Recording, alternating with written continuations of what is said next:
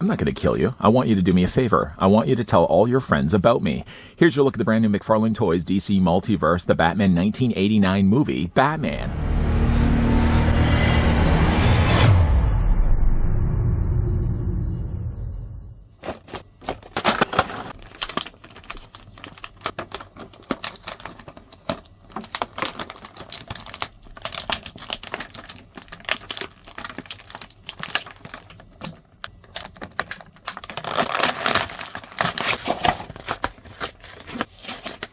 Having witnessed his parents' brutal murder as a child, millionaire philanthropist Bruce Wayne fights crime in Gotham City disguised as Batman, a costume hero who strikes fear into the hearts of villains. But when a deformed madman who calls himself the Joker seizes control of Gotham City's criminal underworld, Batman must face his most ruthless nemesis ever while protecting both his identity and the love interest reporter Vicky Vale. Lieutenant, is there a 6-foot bat in Gotham City? And if so, is he on police payroll? And if so, what's he pulling down? After taxes. How about, though, before we find out just how much Bats pays in taxes, let's take the tape measure and see how tall the figure stands. Not the first Michael Keaton Batman we've gotten, oh no. We did get one also from the Flash film. Not a great film, but at least we had Michael Keaton Bats in it. As for how tall the figure stands, let me answer that question right away. If we count to the tops of the points in his cowl, obviously that's the highest point in the figure, then you're seeing, though, Batman being about 7 inches in height. You can see it for yourself. That works out, though, to be a figure that's about 18 centimeters tall. To be honest with you, while I did like the idea of Michael Keaton returning as Batman, I didn't honestly like the suit. Here's what Michael Keaton actually did look like in the Flash film. It looked very much similar to what he would have been wearing, obviously, in the 89 film or the follow-up sequel in 92, although there was something really off about it. And it just seemed more rubbery to me. From the standpoint of how the figures stand next to one another, they seem like they're on almost a similar size. I mean, if anything, you might just say that this one's just a little bit taller by the way that the ears are sculpted, but they're very similar styles of builds. They should be. They're the same actor. Where does he get those wonderful toys? Well, we already know the answer to that. What the figure does also come included with, though, is a trading card. It's odd that they chose this particular image, more of a black and white Bats, as opposed to doing him in color. Other than maybe just the odd choice of color, I do actually like that they chose this Batman. They could have also maybe used as well the Batman where he's kind of punching the guy behind him in access to chemicals. That would also have been an ideal image. On the back, though, of the card, it does give us, of course, his real name as being Bruce Wayne. There's a paragraph read that has more to do, honestly, with the 89 film, which, as it should be. I wouldn't want necessarily just to be a generic read-up of Batman, his backstory, and why his parents got killed. Having more it connected to the 89 film makes more sense to me. I'm going to, of course, put this, though, in my trading card sheet. The figure does also come included with a display stand that, no, is not going to be going in my trading card sheet. It has, though, the branding down below of the DC logo. To the far corner from that, it does also have a peg that can plug into either one of Batman's boots, which, funny though enough, in the film, they were actually made of custom Air Jordan 6s. It's one of those weird things that when you go back and look at the film again, not that you're really looking at Batman's footwear, but it's kind of funny to think that the prop department and the costume development would have worked with other existing mediums in order to create the bat suit. It wasn't just a case that they did it from scratch. Let's actually move Batman just front and center here as we run through the accessories that come included with the figure. Some things, though, we don't really see too much in the film. The figure does come included with some bat shurikens. I don't feel necessarily the need to add bat in front of every single item that we're going to be looking at. The actual ninja stars do look kind of cool. I like the way that they've painted gold on both sides, and the actual individual blades or spikes are all done here in silver. The figure does have, by the way, though, gripping hands. He already has them on the ends of his forearms when immediately get him out of the packaging, so real no need to swap out hands just yet if you want to have him holding the shurikens. Moving that off to the side, the figure does also come included with a remote control. The remote we obviously see when he's being chased by Joker's goons. He puts up the shields on the Batmobile, and of course he also tells the Batmobile to stop. This would be horribly timed if obviously Batman goes to press the button, he says stop. The remote control was dead on batteries. I wonder if it actually works on just AA batteries. I mean, obviously it would be hard to tell. It's funny, though, that Batman, even for remote control, feels the need to add a bat logo on that. Stop. Oh, wait, it's not stopping. Batman does also come included with a Batarang. I couldn't help but, though, notice that the Batarang is awfully thick. Seems to be a trend, though, when it comes to a lot of these accessories. You'll see that also when we look at the grapple gun. The Batarang does look like it's actually just a big... It looks like somebody wanted to make a Batarang out of a cake. It's just a really thick cake. It does also, again, fit in his hands, although, again, like with it being so thick the way that it is, you really have to work a lot harder than you would think to get the Batarang into this hand, which is dedicated for specifically holding this accessory. And definitely, giving it the Blizzard test, that Batarang ain't going nowhere. The figure does also mention, as mentioned already, the figure does come included with an awfully thick grapple gun. It isn't so much thick up top here, but it is pretty thick when it comes to the handle. Don't worry, though. The figure does still have a means. I mean, it does have specifically a hand that has a trigger. You can take the grapple gun. You'll probably be making noises while you're doing this. Getting the grapple gun into his hand. I mean, it holds, obviously. It's not, again, going to be going anywhere. I just feel, though, that they really need to make these handles on not only batarangs, but in this case, grapple guns, a whole lot thinner. The grapple gun hook, by the way, cannot be removed. It's all made of rubbery plastic. At least they took the time to paint that all in gold. Everything else sort of, I mean, like the remote control and obviously the Batarang is just only molded just in the black plastic with that little bat logo on the remote control. While we're also on the topic of hands, the figure does come included with a couple of closed fist hands. Like the look of those. I mean, obviously, I'm not going to be displaying the figure with closed fists. Who are we kidding? But if you did want to, he does have those available. The figure does also come with a relaxed hand. Kind of really surprised with all the accessories that he comes included with that he doesn't have that battering ram that kind of sticks out from his fist. Remember when, again, he fights the guy in the alley and this thing just projects out and he basically just knocks the guy flying. Kind of surprised, though, that they give him a relaxed hand, but they don't give him the hand that actually has that ejecting piece. And then, of course, the figure does also come included with a hand specifically dedicated for holding the Batarang. I guess, really, you could also take yourself the remote control. And, yeah, the remote control, don't drop it, whatever you do. Oh, see, now that I said that, just take the remote control. Oh, wedge it in there. Wedge it in there. And you can hold it that way. Stop. Keep going, though. The figure does also come included with the rods that sit inside his cape. Batman simply just doesn't hold his cape alone. Oh, no. I'm not really sure whereabouts these would have actually sit if this was a practical suit. I mean, Batman has to have these rods in there so he can give that scary winged look. But outside of that, him running around, these things would just basically be flopping around inside his legs. How they work, though, as I flail my finger frantically, if you look at the design of the cape, first of all, they're not using a regular material cape. They wanted to give him something, I'm guessing, that looks more like a rubbery material. I know in the film they tried to make the cape look like bat wings. Pretty successful. Though trying to do that, though, as a figure, it results in the figure's cape kind of being really fidgety and hard to kind of work with. A regular fabric cape, as for an example, let's just put this guy down here for a second. This is probably the only time I would really praise the one from the Flash film. His cape at least was soft enough that it had a natural drape and a natural flow to it. You could do a little bit more with it. With this one specifically designed to look like the cape in the film, again, to try to get this guy to pose, he doesn't have any wire, by the way, built into the frame of the cape. It's specifically left relaxed like this just for the only sake of adding the little rods. If not for that, obviously, trying to put this around, like you could put him where it's draped around the front of the figure's body. Just close the curtain before you leave for the day. But you can't really quite pull off that look that he has in the film. You can kind of just move this a little bit further forward underneath the cowl. You probably could also even lift the cowl piece right here, because this would only be the thing that's holding the cape in place. Lift it up, kind of move the cape back around, and then plank it back down. But I did notice, though, like the plastic itself, this material that they're using is a little cumbersome. It's a little hard to kind of navigate. Anyways, though, if you did want to take the poles, all they essentially are, though, is you basically take Batman's hands.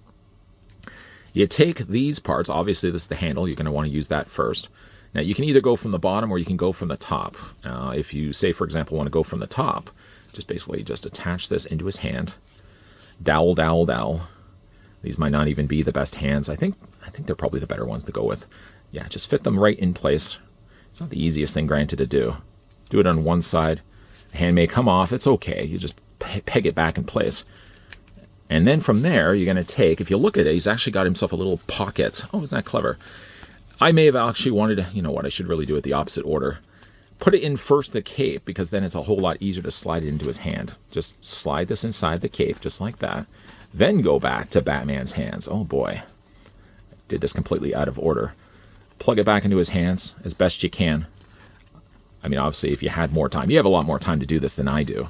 But you basically just get that into his hand like that. You can kind of drape the cape around that. Drape the cape around there. And then you have Batman. doing it that way. You may also even want to have the rod facing the opposite way, because if you have it facing this way, it kind of reveals, it gives the secret away for the magician and how exactly he does the trick. Having it on the opposite way, you more see just his hand, and then you basically see the post underneath. So don't do really what I've done. I've just done this quickly just to show you guys how this works with the figure, but you may want to though flip it around and have the pole coming down this way, just so that you're really only looking at his hand. You're not looking at the obnoxious pole, but at least it gives you the idea. And then you would just do it on the other side as well. Who are you? Oh, we all know who he is. So he basically would just do that on both sides. Let's get that out of his hand. We'll come back to that. We'll revisit that, I promise, when we get to the final looks of the figure. Get that out of his hand. By the way, though, also, if you want to look to see how he changes out the hands, they're not super really hard to do. Basically, just unpeg it. Very large peg and easy to work with. And then let's get ourselves the remote control hand. And we'll just take that off for right now. So it's super, super simple to change out the hands for Batman. Getting a closer look at the figure, I'm generally quite happy with it. Now, we are also getting a Batman Returns line, which I am super excited for. Though they have already covered Batman and Robin, and just obviously they've also done Batman Forever. The one I was really the most excited for to see that McFarlane was going to be doing eventually was the Batman Returns line. Love the look of Danny DeVito's Penguin. It's, for me, my favorite Batman film of all time. Something to be said also for the '89 film, but I always really think that the sequel is the superior film, and I actually just think it's my favorite of all the Bat films. I mean, even really now what we're getting here with the Batman movie, all the way up to the new film, it's my favorite Batman of all time. Anyways, going back to the head sculpt, though, talking a little bit about Michael Keaton's face. Does it look like Michael Keaton? Somewhat. I think it looks a little more like him when you see it from the side. It doesn't look as much like him from the front. And I think one illusion it loses, not having, though, the wider neck, because, of course, Michael Keaton had to have the bat turn. There's no real way that he could turn his head ever in the cowl. Obviously, this would have all been one piece. I know that they would have had to make the neck thinner in order to accommodate articulation, because if the neck was wider, you'd never be able to do this. And you would have to really do the true bat turn. But because it is a little thinner, it loses the illusion of having Batman with one cowl piece. Basically, this would have gone right into the shoulders. The Bat emblem is on point, with all the additional points, of course, that the '89 film would have. Returns would have done away with the little points on either side, or only would have just had the point right in the middle. I actually prefer really the Batman Returns Bat emblem a little bit more. The only other issue I really would have with the figure, I mean, overall it does look quite good, is that his utility belt isn't quite this color. They chose to kind of give him a gold, and in the film it's more resembling a yellow. It does certainly look like the Bat, obviously the Bat utility belt. There's no real place, obviously, to store any of the accessories that he has. I mean, that would include either pegs or magnets. Peg holes would certainly make this unruly. Adding then magnets would obviously increase the price of the figure. The torso piece does look, again, very accurate. The only thing that's missing, though, is that in the movie you can really kind of see, especially up close-up shots, that really it's only the front piece that's rubber, and then he's got a thinner rubber piece, so allowing some more mobility in his torso. Down below, of course, we already have ourselves the custom Air Jordans. Obviously, they added the flaps on the front, so it didn't look as much like Air Jordans. It would actually have been funny that they had gone in there and sculpted Air Jordan symbols. I think even, in fact, they have this Jordans actually symboled on the sides. Of course, the bottoms of the treads, pretty flat. At least he does have pegals on the bottoms of his feet, so if you want to get this guy in some creative enough poses, you can certainly do that as well. Now, for the figure's articulation, going back to, again, his head, you would never, ever be able to do this in the '89 film. Batman, however, though, in the figure, can at least rotate his head all the way around. Head can look up, look down, and you can also move it, rock it back and forth. The upper torso is going to be also on a very good ball joint. Same could be said for the ball joint down below in his abdomen. The arms do rotate all the way around. The cape at least stays that way, out of the way. You can bring the arms out at 90 degrees or that T pose. The figure does have a swivel in the bicep. You may even, in fact, have to hold the shoulder in order to swivel the bicep. Double hinge on the elbow. Hands rotate all the way around. Legs do split successfully. The lower half is about the only part of the figure's body that does have, everything else is hard plastic. The lower trunks are about the only thing that is a softer plastic, but at least it conceals the joints behind the scenes. Of course, Batman does do a splits on his legs. You can take the legs and move forward, move them back. A swivel at the top of the thigh, double hinge on the knee. No articulation down below here. This is all continued sculpt of one calf. There's an ankle pivot, an ankle rocker, and yeah, would you believe, the figure does also have toe articulation as well. All in all, a really nice looking Batman. Does it look enough like Michael Keaton? I think it does. I mean, obviously, when you're looking at a figure like this is a mass retail release figure. This is the kind of figure you find in stores, if you're lucky enough. Canadian collectors may not apply. But to get a Michael Keaton Batman finally from the 89 film, for a while I was kind of really having this Michael Keaton on my shelf as kind of my go-to Batman, with the hopes, with the prayers that eventually we would get ourselves one from the original film. The film, for me at least, the 1989 movie, stands out to me as one of my childhood memories. Like, I still remember the day that I went in to see the theater. I mean, back in the day also too, in the mid to late 80s. When you went in to see a movie at the theater, a lot of times too, and this was also the case when I went to see Gremlins. Yeah, I'm old enough to see the 84 Gremlins film. I still remember, though, that walking through the theater, they always had like advertisements of merchandise you could also buy. And back then, they would have had the Kenner 89 Batman figures. I was still anxious to get myself a Batman. I eventually did, that had the pull-away utility belt that would snap up, basically would give him like a zip line. As now we get ourselves a fully articulated figure, the only thing I'm really not super crazy with is the way that they handled the cape.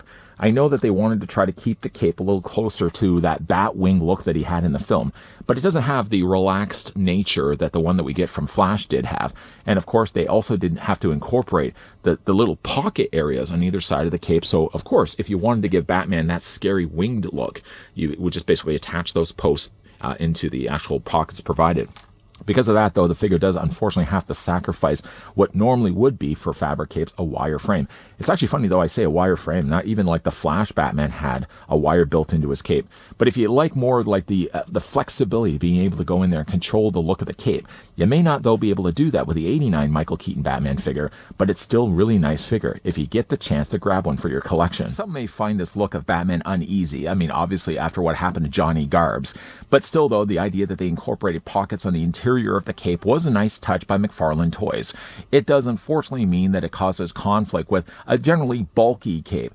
In order to pull off a wingspan like this, it means that the cape does have, when it's just in a relaxed state, causes it to be bigger, bulkier, and a little more cumbersome. The sculpting of the face is generally that of Michael Keaton. I mean, it looks more like Michael Keaton from certain angles. I mean, certainly we are also beginning ourselves a Batman Returns Michael Keaton, so it'll be interesting to see if they're going to be using a somewhat similar mold of face, or are going to be tooling a different one altogether. From head to toe, it does certainly look like Batman, at least the costume that he has in the 89 film. The utility belt isn't probably the closest thing in resembling color. It should be more closer to the color of what he actually has for the Bat emblem. Still, finally, though, happy enough to have this guy as part of my collection, I think it's probably a good time now to retire old man Bruce. He can go back in the bag with all the other Flash figures. I haven't had those on display for a while. No. What do you guys think of the 1989 Batman? A pickup or a pass? Let me know what you guys think of it down below in the comment section. If you guys also did enjoy this video, do it a solid and throw it a like. You guys want to stick around for more so? Yeah, I hope so. And while we are wrapping up the review for at least one Batman film character, there's also going to be another DC Multiverse Batman that's going to be coming your way this week. Which Batman? Which film is it going to be? You guys can let me know what you think down below. If, again, you guys did want to stick around for more so, and I certainly hope so, hit that subscribe, turn on that bell, and of course, as always, come back. As always, thanks for watching. See you guys next time.